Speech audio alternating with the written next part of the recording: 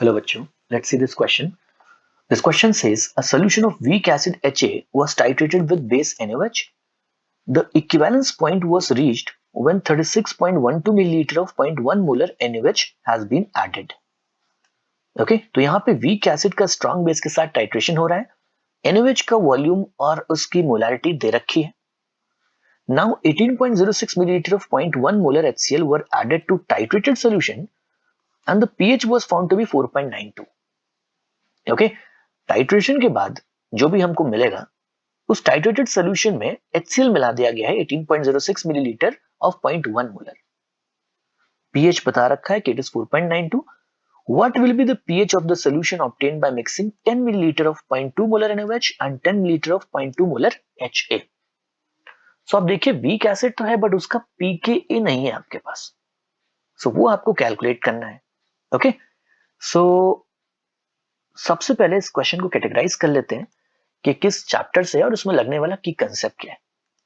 सो ये question ionic equilibrium से पूछा जा रहा है और इस क्वेश्चन को सॉल्व करने के लिए जो की कंसेप्ट रिक्वायर्ड है that is knowledge about acid base titration. And acid base titration में भी स्पेसिफिकली ये किसकी बात कर रहे हैं, ये बात कर रहे हैं एक वीक एसिड और स्ट्रॉन्ग बेस के टाइट्रेशन की. ओके फिर उसमें एसिड मिला रहे हैं और कैसे पीएच वगैरह निकालेंगे ये हमको पता होना चाहिए to solve this question successfully. चलिए डिटेल में देखते हैं. जब हमने इस वीक एसिड में स्ट्रॉन्ग बेस मिलाया तो मुझे क्या मिला, मुझे मिला सॉल्ट एंड वाटर. मिलीमोल्स हम स्ट्रॉन्ग बेस का निकाल सकते हैं. 36.12 मिलीलीटर है, 0.1 मोलर है, इसका मतलब 3.612 मिलीमोल्स किसके हैं, NaOH के. इक्विवेलेंस पॉइंट पे HA के भी उतने रहेंगे, दोनों पूरी तरीके से रिएक्ट कर जाएंगे और सॉल्ट बन जाएगा कितना 3.612 मिलीमोल्स. ओके सो 3.612 मिलीमोल्स हमारे पास आया सॉल्ट.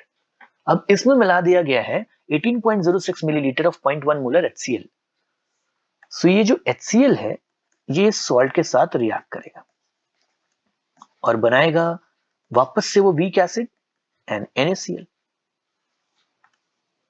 Na का मिलीमोल है 3.612 और जो HCl मिलाया है उसका मिलीमोल आ जाएगा 1.806.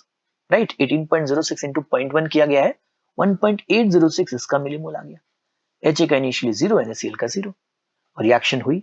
इस बार HCl लिमिटिंग रीजेंट है तो वो पूरी तरीके से कंज्यूम हो गया. सॉल्ट बच गया कितना 1.806 एंड वीक एसिड कितना बन गया 1.806. ये तो एक बफर सॉल्यूशन बन गया जिसमें सॉल्ट और वीक एसिड का कंसंट्रेशन सेम है. ओके सो ऐसे केस में क्या होता है, pH की वैल्यू pKa के बराबर आती है. सो बफर सॉल्यूशन में अगर मैं pH का फॉर्मूला लगाऊं so pH will be equal to simply pKa. Okay pH कितना दे रखा था 4.92, सो pKa कितना आ जाएगा, वो भी आ जाएगा 4.92. सो ये first part of the question तो हो गया. अब क्या बोल रखा है कि what will be the pH of the solution obtained by mixing 10 milliliter of 0.2 molar NaOH and 10 milliliter of 0.2 molar HA. सो जब हम HA में NaOH मिलाएंगे तो रिएक्शन कैसे होगी, HA NaOH के साथ रिएक्ट कर रहा है, बन रहा है salt and water. Molarity and volume अभी अलग अलग है. राइट पहले अलग दे रखा था, इस बार दे रखा है 0.2 molar 10 millilitre and 0.2 molar 10 millilitre. यानी दोनों के मिलीमोल कितने आ गए 2 मिलीमोल दोनों के आ गए. HA इनिशियली 2 है, NaOH इनिशियली 2 है, Na 0 है, H2O भी 0 है. रिएक्शन हुई, दोनों पूरी तरीके से कंज्यूम हो गए. 2 मिलीमोल बन गया सॉल्ट का एंड 2 मिलीमोल वाटर का बन गया. वाटर से कोई लेना देना नहीं है. सॉल्ट के मिलीमोल कितने आ गए 2. अगर हम इस सॉल्ट का कंसंट्रेशन निकालेंगे तो वो कितना निकल के आएगा, इस सॉल्ट का कंसंट्रेशन अगर हम निकालें सो मिलीमोल तो 2 है, वॉल्यूम कितना है 20, 10 मिलीमोल उस NaOH का और 10 मिलीमोल उस वीक एसिड का. सो 20 मिलीमोल 20 मिलीलीटर टोटल हमारे पास क्या हो गया, इसका वॉल्यूम हो गया. सो 2/20 कितना हो गया 1/10, दैट इज 1 मोलर। मुझे क्या चाहिए? मुझे चाहिए इसका पीएच। ओके, तो हमारे पास एक सॉल्ट है of a weak acid and strong base, इसकी हाइड्रोलिसिस होगी, और सॉल्ट हाइड्रोलिसिस के केस में जो पीएच का फॉर्मूला आएगा वो क्या आएगा? pH is equal to 7 plus 1/2 pKa plus log C।